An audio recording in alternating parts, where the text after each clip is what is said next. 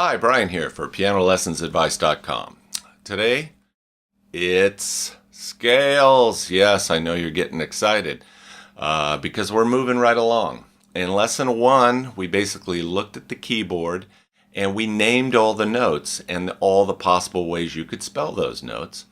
In lesson 2, we started to talk about intervals, the distance between two notes on the keyboard, and what they're called and how they're spelled. In lesson 3, we set the groundwork for learning how to read music. We didn't get that deep into that yet. We'll do more of that in future lessons, more advanced lessons. But we learned what the note names were and how to spell them on a staff, okay? And in this lesson, we're going to learn our major scales, okay? And we're also going to learn those major scales, relative minor scales. Now, we're not going to get into all. There are many different types of minor scales, and there's many different types of, well, not many, but there are other types of minor scales, and there are other types of scales that we'll be learning down the road. The big deal is how do we spell them, how do we structure them, and put them together. That's what we're going to talk about today. Let's get into it. Okay, let's build some scales. Now, in the very first lesson, remember what I said? I sort of let the cat out of the bag. I was talking about C, and I went to C, and I said that's actually a C major scale. All the white notes from C to C make a major scale. So we actually already know what a major scale is.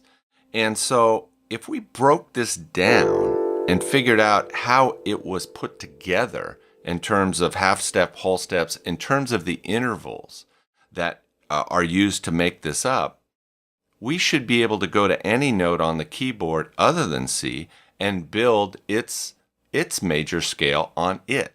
And that's true of a lot of things in music. And what you're going to have to understand is that everything is relative. You take an idea in one area and you just simply transpose it to another area.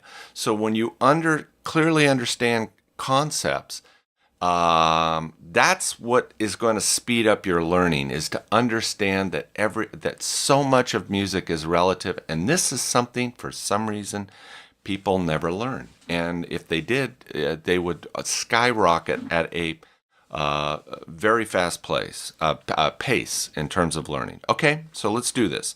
So we know that this is a C major scale. So let's break it down. Let's find out how it's made. We have C, D. How far is D from C? Well, it's a whole step. Okay. Then we have E. Well, how far is E from D? Well, it's also a whole step. Okay. How far is E from F? Well, that's a half step. Okay. How far is F from G? That's a whole step. How far is G to A? Well, that's another whole step. How far is A to B? Well, that's a whole step. And how far is B to C? That's a half step. Now, if we put that formula up, what is it? It's whole, whole, half, whole, whole, whole, half.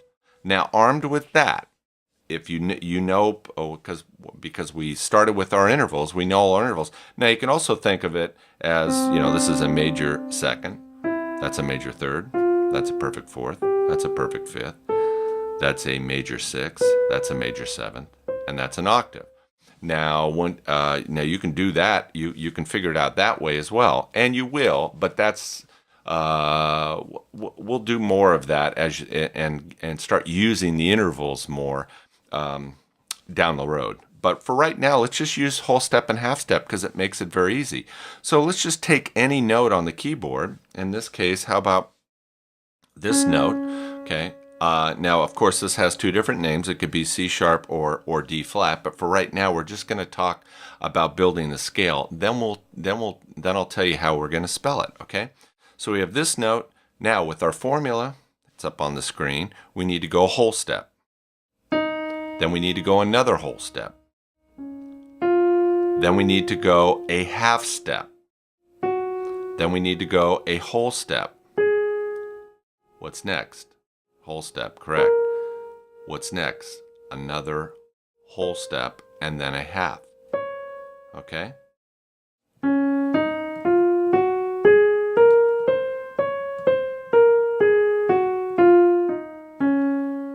Okay?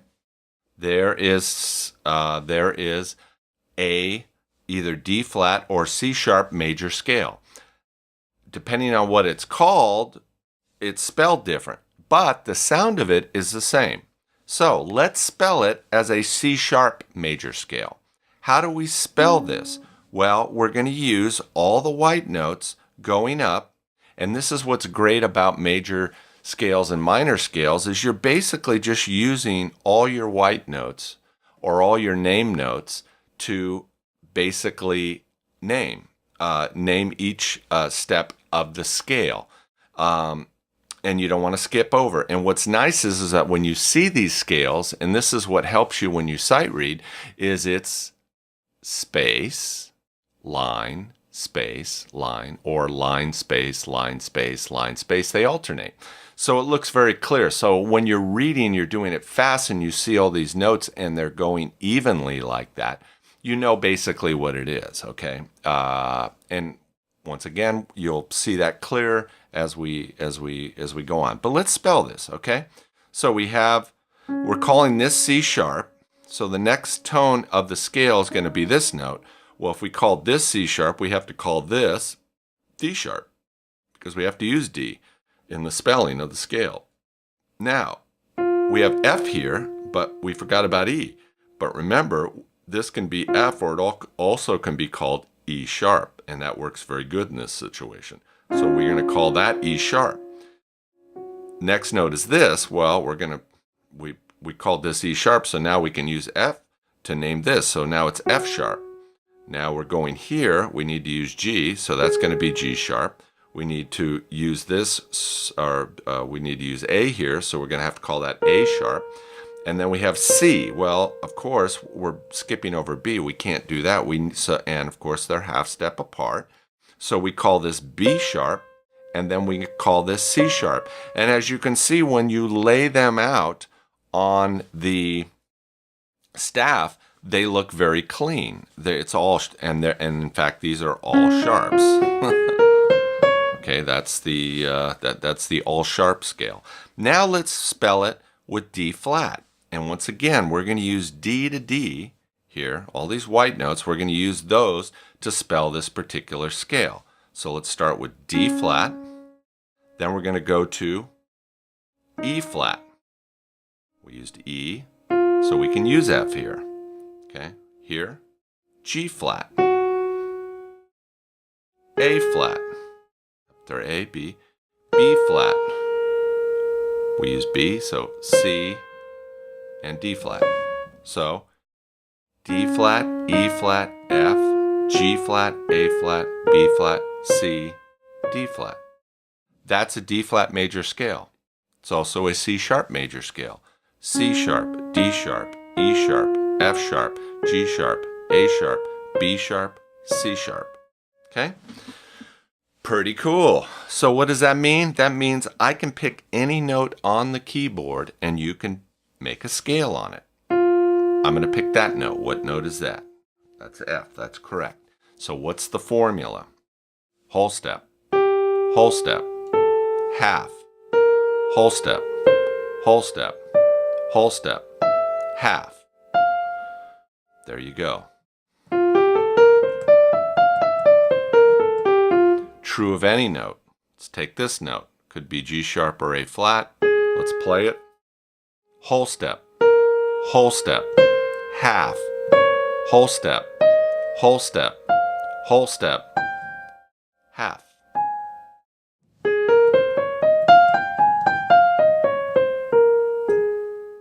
Okay, so there you go. That is, now this could be G sharp or A flat. Now the funny thing about scales is you'll very rarely find this being called an E sharp major scale. And I'll tell you why, because then you start getting into double sharps, and I'll show you how that works. Actually, let's see. Let's do the E flat one. Okay, this is E flat, then that's F, then we need, okay, so we're going to call this E flat major scale, and we're going to spell that right now. Okay, E to E, we're going to use these notes going up. So we used E flat here. Now we're going to use F, that's fine. And we can use G, that's fine. And then we need to spell this note, so we'll use A flat and then B. So we're going to use B flat, and then we'd use B, so C, and then D, and E flat. Pretty easy. E flat, F, G, A flat, B flat, C, D, E flat. Okay, what if you called this D sharp? Okay, this is where it gets deep. Okay, we call this D sharp. The next note in the scale is this, but we used D sharp here, so we have to call this E sharp, okay, because we need to use E to spell. Well, but the next note is this, okay, and we haven't used F yet, so we have to call that F double sharp. And this is why you very rarely see this scale called a D sharp major scale, or some other scales.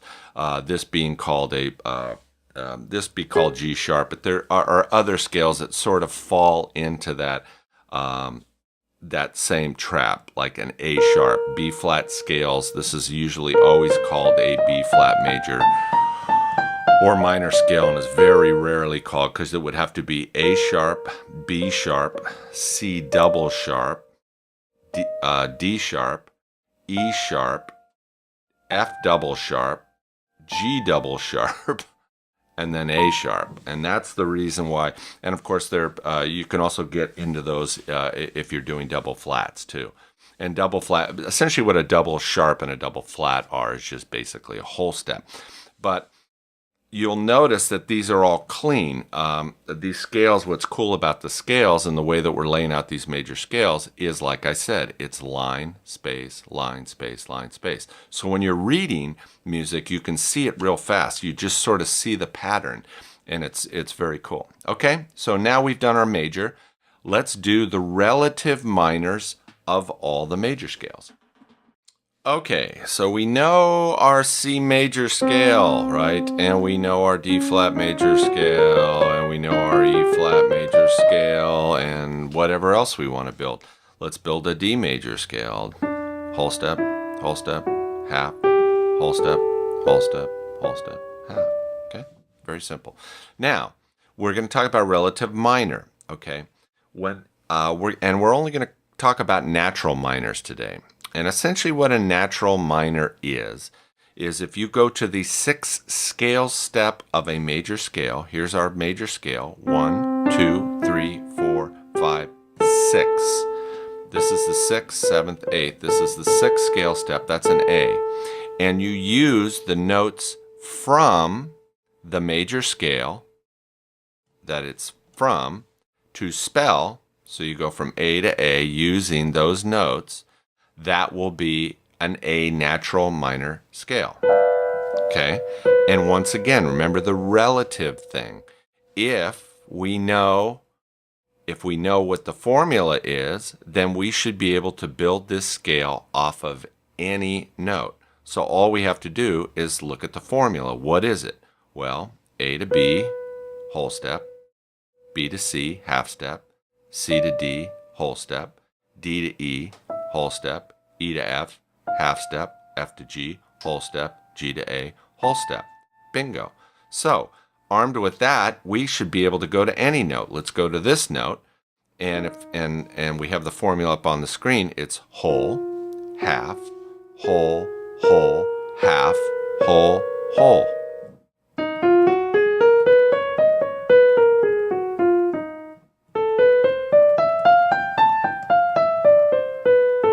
Okay, that's a natural minor scale, and the other one was an E flat natural minor scale.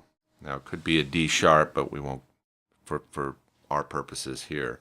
Could be a D sharp minor scale as well. Okay, but I'm just calling it an E flat. So any major scale. So let's take let's take D. D, E, B, G, A, B, C sharp, D. That's how we spell that. okay, we need to go to the 6th scale step. What is that? 1, 2, 3, 4, 5, 6. That's 7, that's 8. 6, B.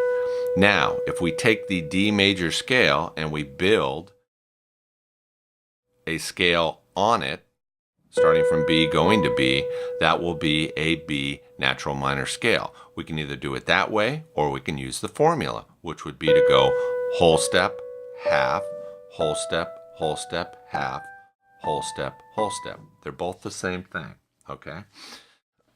and both of them are spelled the same. So we've learned how to make major scales on any notes, how to spell them. We've learned how to find and play and spell the relative minor to the major scales.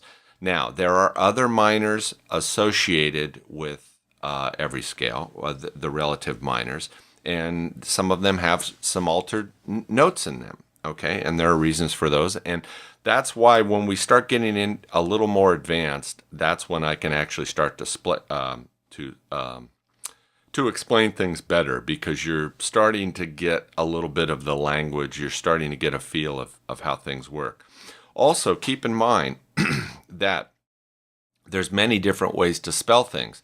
Now, when we went to the A minor, okay, it's A to here, but we could also spell it using intervals, couldn't we? A to B is a whole step, right? Or a major second, correct? A to C is a step and a half. Well, a step and a half is a minor third, okay? And then A to D is a whole step, so it's 2 1/2 or a perfect fourth.